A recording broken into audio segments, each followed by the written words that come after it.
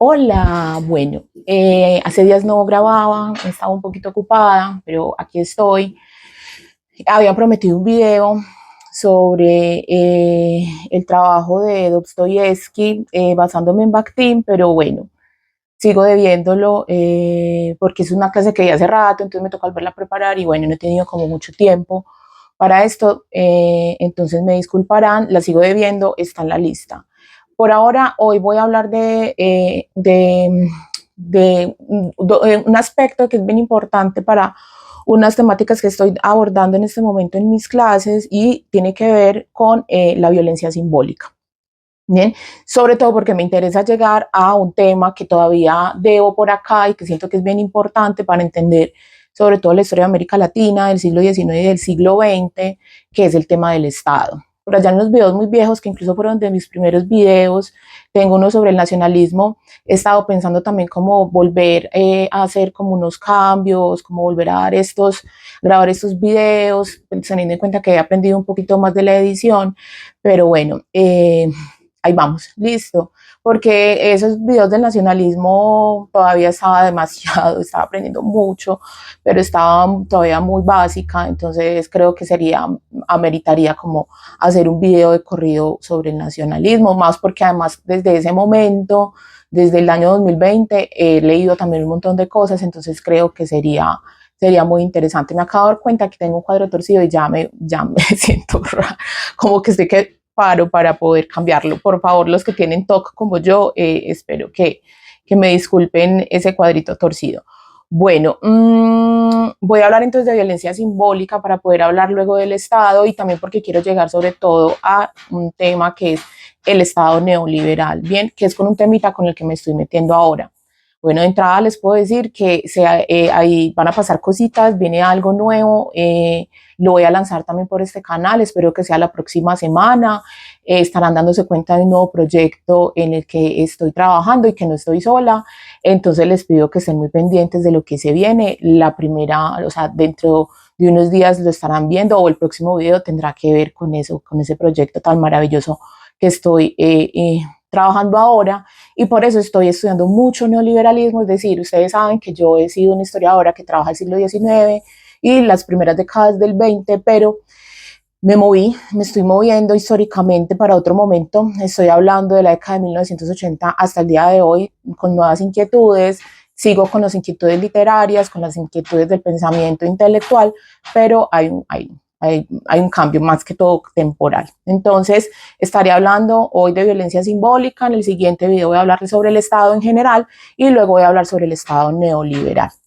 Bueno, arranco con una aclaración, un concepto que es bien importante para poder entender el concepto de Estado en Bourdieu. Parto desde la obra de Bourdieu. Lo siento, no sé si logren escuchar, pero justo hoy que iba a grabar, a mis vecinos les dio por hacer arreglos, entonces se están martillando. Espero que el sonido que tengo no me lo, pues esto no entre a interferir.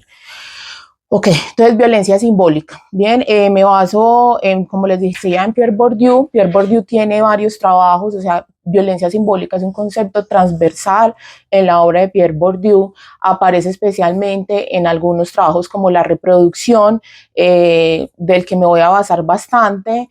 Y también hay otros trabajos que iré mencionando. En este trabajo él aborda la violencia simbólica como una violencia ejercida en una relación asimétrica entre dominantes y dominados. Dice que no es una violencia física y no se percibe como tal, incluso contando con la anuencia de los sometidos. Es decir, la violencia simbólica que encontramos en la reproducción, que es el texto de Bourdieu, en el cual él estudia la educación, ¿cierto? Toda la escuela, estamos hablando del caso francés, pero además, pues el de poner el caso francés tiene una parte teórica que sirve para estudiar otros lugares, como el caso de América Latina. Listo, entonces miren, él la marca sobre todo con que la violencia, esa no es una violencia física, o sea, la violencia simbólica no es aquella que te empuja, que te golpea, no, es una violencia que tú no percibes como física, es una violencia que es tácita, es invisible, es soterrada, es inconsciente. Voy a ir desarrollando todo esto. Más adelante, ¿es subyacente o es subterránea? ¿Cierto? Es velada, pero también vela, ¿cierto? Es velada, es tapada, es ocultada, pero a la vez oculta. Esta violencia simbólica oculta además las relaciones de fuerza que la sostienen. Voy a entrar en casos particulares más adelante. Esa violencia simbólica se interioriza, es decir, viene por medio de hábitos, donde lo social, todas esas reglas sociales que nosotros tenemos, se hace cuerpo, ¿cierto? Hay un concepto importante en la obra de Bourdieu que es el concepto de incorporar. El hábito se incorpora. Cuando eres pequeño te lo enseñan por medio de la práctica, de las prácticas sociales, y eso luego es incorporado y se vuelve natural en nosotros. Las formas de sentarnos, las formas de comer, las formas de hablar, el lenguaje, un montón, ¿cierto?, de cositas que nos enseñan cuando estamos pequeñitos, eso se incorpora y se hace natural. Cuando yo vaya a expresar un dolor, un sentimiento, siempre voy a usar algo que en algún momento me costó y es aprender el lenguaje, ¿cierto? Entonces ahí es donde decimos que eso, el hábito, ¿cierto?, que se incorpora por medio de la práctica, cuando se vuelve natural, ya es una forma nuestra, una forma de ser, ¿cierto? Entonces, esa interiorización se hace mediante el hábito, se hace nosotros, la absorbemos mediante el hábito. Recuerdo, pero ya tengo un video viejito también, por ahí de 2, 3 años, donde explico qué es el hábitus. El hábitus son las estructuras estructuradas, predispuestas para funcionar como estructuras estructurantes. Los invito a ese video, no me voy a quedar aquí hablando del hábitos porque es un complejo, ¿cierto? Es básicamente lo que les acabo de explicar, es una cosa que nos viene, es la historia hecha cuerpo, dice Bourdieu, es decir, todo lo que nosotros aprendemos, o sea, todo lo que Tatiana es hoy, Tatiana no es originalmente Tatiana salida de la nada, Tatiana es un sujeto histórico que bebe de unas estructuras históricas, de unas estructuras sociales.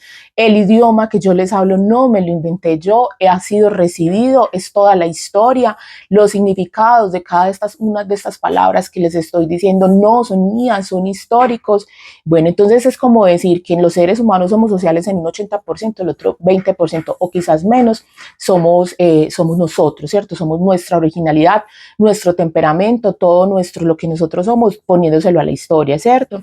En ese porcentaje de subjetividad, el hábitus es objetivo, que es toda esa parte histórica, estructural que les estoy hablando, y es subjetivo, eso quiere decir, es cuando ese hábito yo ya lo tengo, yo ya puedo hacer un montón de cosas nuevas, hacer un video, hacer una obra de arte, no sé, lo que sea.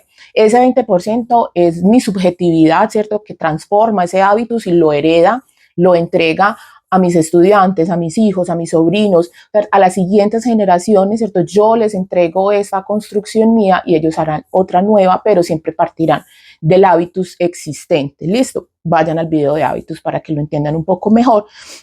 Entonces dice él que esa violencia simbólica se interioriza por medio del hábitus y que ese hábitus viene desde dónde, viene desde la familia, viene desde la clase social, viene de la escuela, viene de los medios de comunicación, o sea, viene de todos los lugares donde nos pueden llegar mensajes. La conciencia social pasa a formar parte de la conciencia individual, esto es hábitus, y es mediante la violencia simbólica. ¿Cómo así? Miren, voy a poner el caso de la escuela o de la educación, pues porque es como el más claro donde se ejerce violencia simbólica. Por ejemplo, la calificación es una forma de violencia simbólica. Si tú lo haces como yo considero o como se considera que debe ser, tienes una nota positiva. Si no, tienes una mala nota. Violencia simbólica es cuando hacemos un parcial y usted siente, no le estamos golpeando, no lo estamos maltratando, no le estamos dando con la regla, pero si ustedes saben que están recibiendo violencia simbólica, si lo haces bien, ¿cierto? Como considero que debe ser, tú tienes una nota. ¿Ok? Entonces, muchas de las prácticas entonces que nosotros tenemos, por ejemplo, voy a poner durante este video muchos casos de mujeres.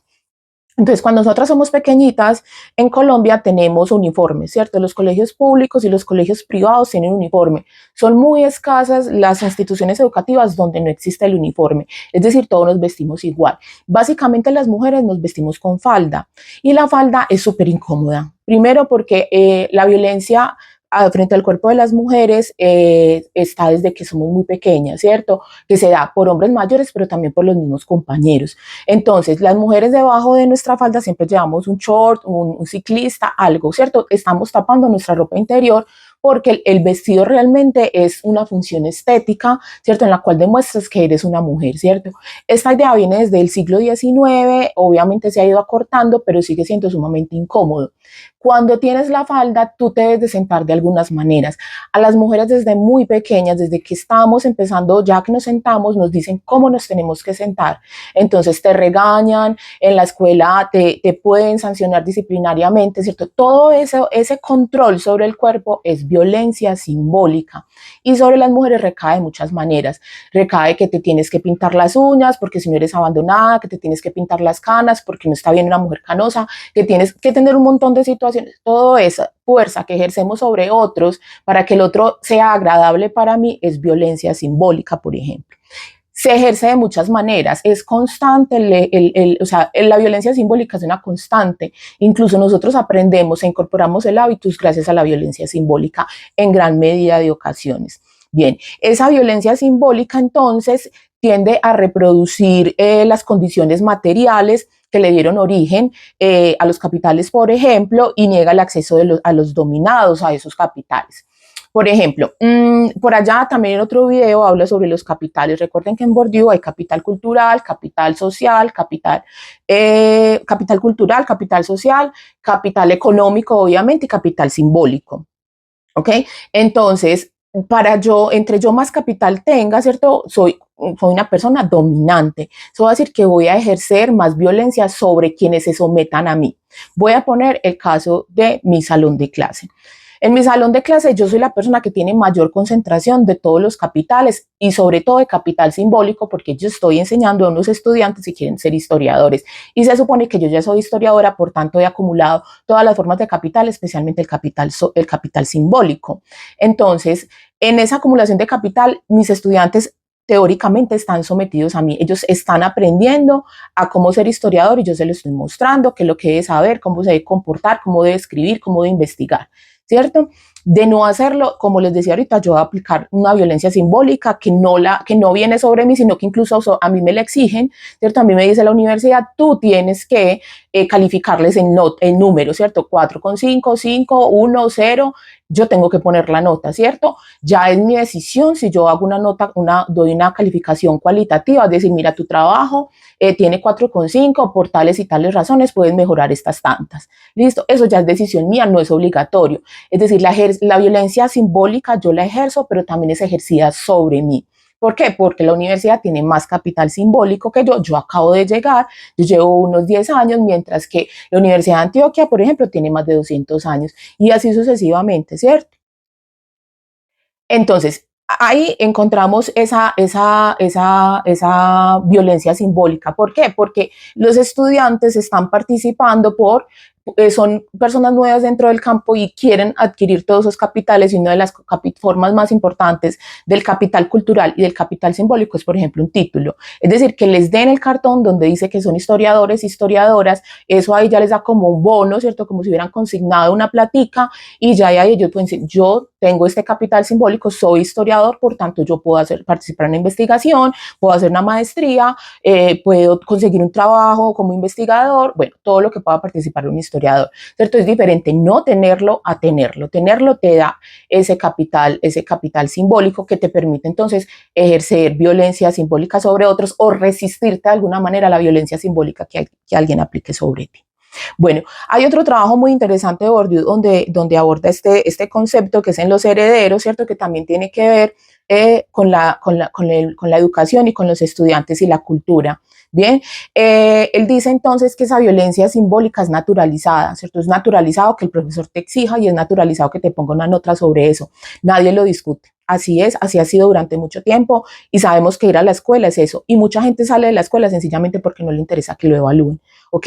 Y hay gente que se acomoda súper bien, o sea, como que no, normal, pues incluso a mí me gusta que me evalúen, ¿cierto? Es naturalizada, o sea, nadie la pone en duda, ¿bien?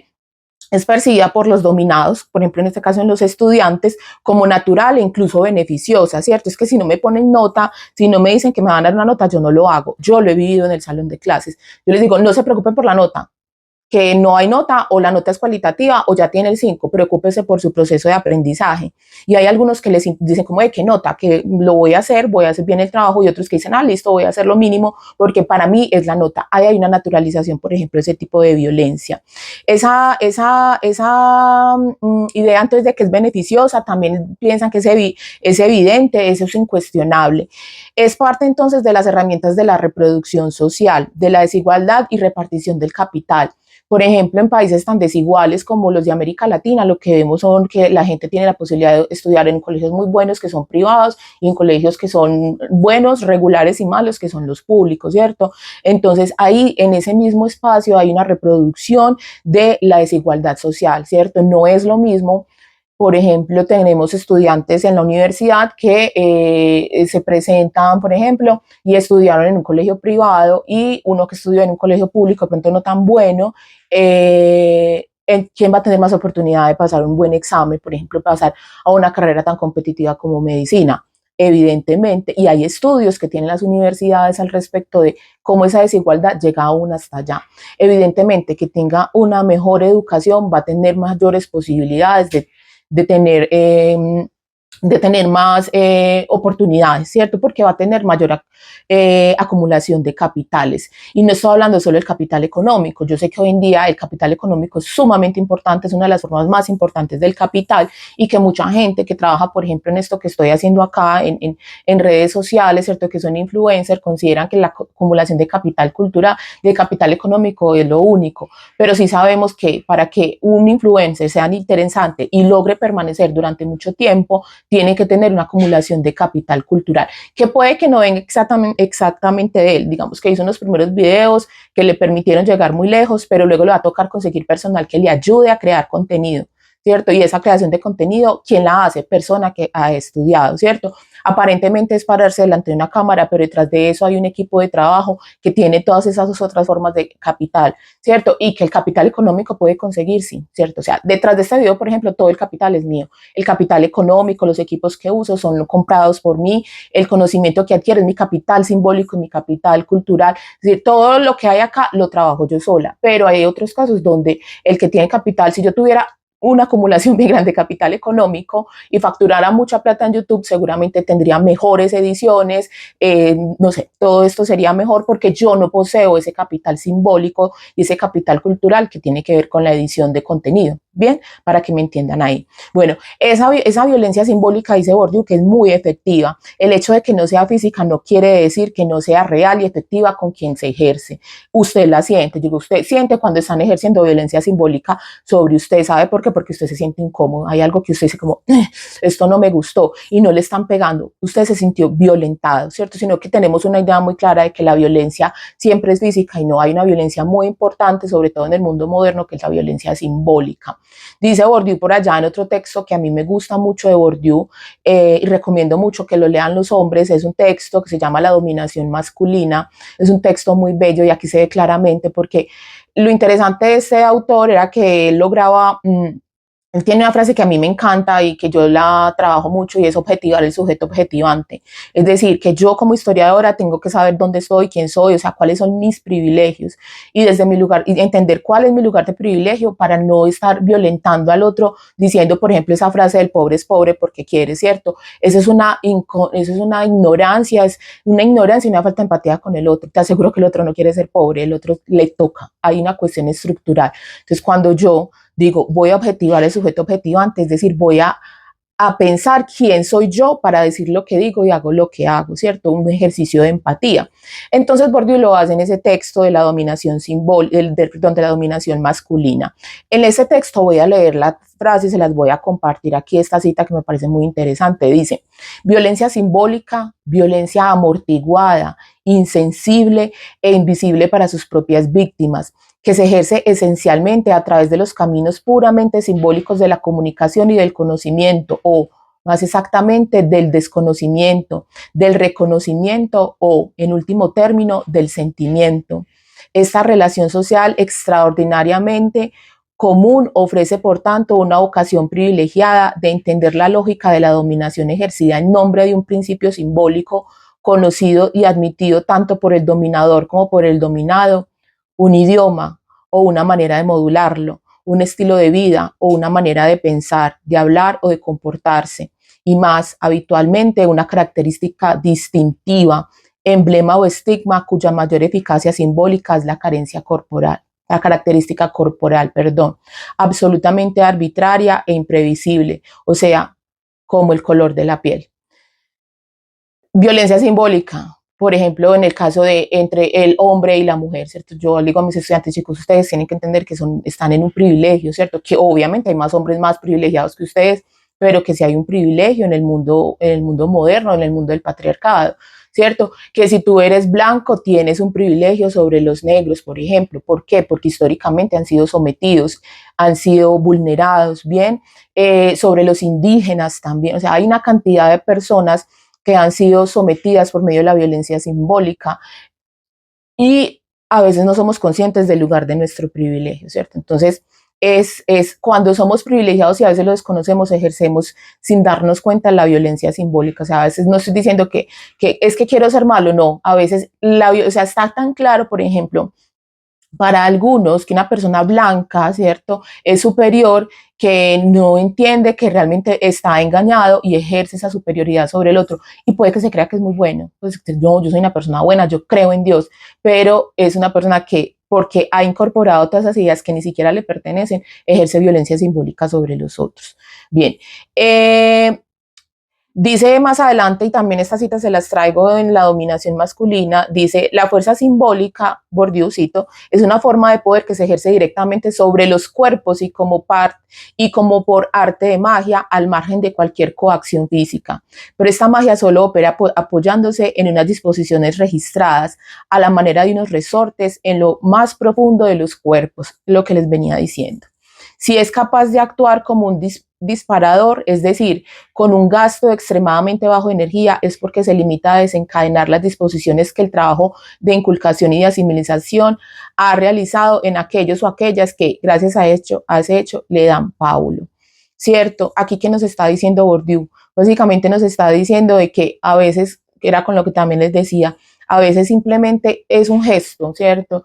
Por ejemplo, en esos días viendo redes sociales veía a un creador de contenido que estudia como videos muy virales, es psicólogo, y había una chica que se montó al carro del hombre, el carro era evidentemente del hombre, ella se monta y destapa una Coca-Cola y la Coca-Cola se derrama en el carro, el hombre no le dijo nada, el hombre la miró y con la mirada le dijo, eres estúpida mujer, o sea, la miró horrible, se supone que era su pareja, ella se sintió fatal, se rió, hizo como toda esa cuestión encantadora que tienen las mujeres cuando se equivocan para que como tranquilizar al otro, ella se sintió súper mal, luego ya se salió del carro, ya le dijo como mira que mi vestido también, intentando calmar la violencia simbólica que la mirada del hombre le estaba diciendo, ¿cierto? Ella se sale del carro, ella empieza a limpiar y él empieza a pasar pañitos húmedos, pero así diciéndole, o sea, no le dijo nada. Simplemente, o sea, para él era más importante el carro, ¿cierto? Para ella era muy importante su vestido, pero para ella era sumamente importante hacerlo sentir bien, que dejara la rabia, o sea, ella tuvo miedo, todo eso es pura violencia simbólica. No se tocaron un solo pelo, no se dijeron nada, ¿cierto? Simplemente fue un comportamiento. Ahí, en ese tipo de situaciones, uno logra ver quién es el dominado, quién es el dominante. ¿Por qué? Porque sabemos de dónde viene la violencia simbólica. Los seres humanos somos capaces conscientemente de darnos cuenta de dónde viene esa violencia simbólica. Bien, ahora eso no quiere decir que solo a partir de conciencia yo elimine eso, porque muchos de nuestros actos son socialmente construidos y son inconscientes, bien, pero en el ejercicio de intentar objetivarnos, saber qué es lo que estamos haciendo, decir como, ay, por Dios, estoy reproduciendo la violencia simbólica de género, de raza, todo eso, o sea, es como tener un momentico para mirarnos y darnos cuenta. Hay muchos trabajos, como les dije, donde Bourdieu define la violencia simbólica. Me voy a quedar hasta acá porque realmente más que quedarme en esto, que podría quedarme y mostrar ejemplos, creo que con los que di queda claro, ustedes ya más o menos saben, para que en el siguiente video me puedan entender cuando hablo del Estado, qué es eso de la violencia simbólica. Bueno, muchas gracias por llegar acá. Ya saben, igual que todo el carretazo de siempre, suscríbanse, sigan, compartan. Y bueno, aquí seguimos haciendo cositas. Listo. Chao, chao, chao, chao.